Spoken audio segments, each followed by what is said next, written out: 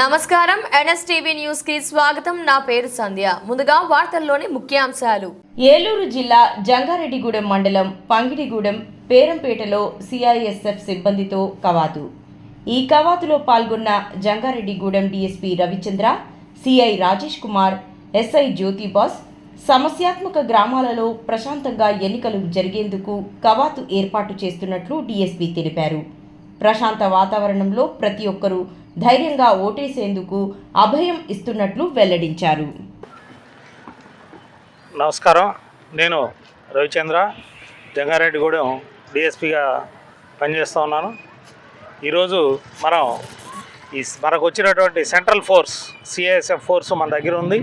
Election సందర్భంగా వీళ్ళందరూ రావడం జరిగింది. వీళ్ళని తీసుకొని మనకు ఉన్నటువంటి సమస్యాత్మక గ్రామాల్లో మార్చ్ ఫాస్ట్ అనేది చేయించడం జరిగింది. ఈ ఫ్లాగ్ మార్చ్ వల్ల మనం ఇప్పుడు పెరంపేట అలాగే పంగిడిగూడెం ఈ రెండు గ్రామాలు కూడా ఈరోజు ఈ ఫ్లాగ్ మార్చ్ చేయించడం జరుగుతుంది. దీనివల్ల మనం ఉన్నటువంటి ఫోర్స్ని వాళ్ళకి ప్రజలకు చూపించి ప్రశాంతమైన వాతావరణంలో ఎలక్షన్స్ జరిగేందుగా వాళ్ళకి తగిన చర్యలు తీసుకోవడానికి ప్రధాన ఉద్దేశం ఈ మార్చ్ ఫాస్ట్. Thank you.